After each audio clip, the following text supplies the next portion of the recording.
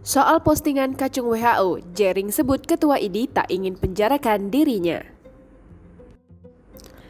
Terdakwa IGD Ari Astina alias Jering mengakui Ketua Ikatan Dokter Indonesia Bali, Dr. IGD Putra Suteja, sempat menatap matanya saat persidangan di Pengadilan Negeri Denpasar, Selasa 13 Oktober 2020.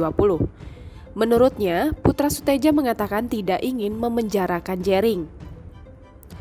Karena saksi pelapor berkata tidak ingin memenjarakan dirinya, Jering mengaku bingung sebetulnya apa yang membuat dirinya ditahan saat ini.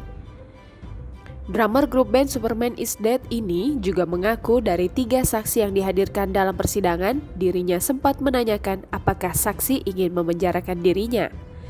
Jering mengungkap sebelum dirinya memposting konten yang dipersoalkan oleh Ikatan Dokter Indonesia tanggal 13 Juni tersebut, sebetulnya Jering sudah memposting ajakan debat kepada ID via live Instagram.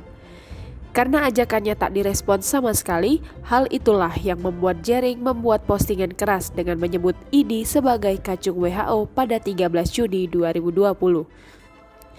Ia juga mengaku sebelumnya telah sempat berdiskusi dengan banyak dokter terkait penanganan COVID-19 di rumah sakit. Sementara itu, selama hampir 2 bulan mendekam di balik jeruji besi, Jering mengaku ada pihak yang mengganggu istrinya. Pihak-pihak tersebut dikatakan hendak menghancurkan pernikahan Jering dengan istrinya Nora Alexandra.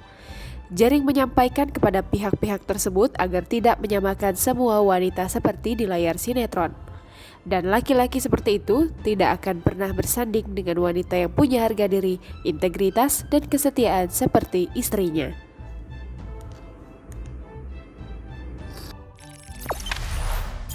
Jangan lupa subscribe, share, komen, dan like ya!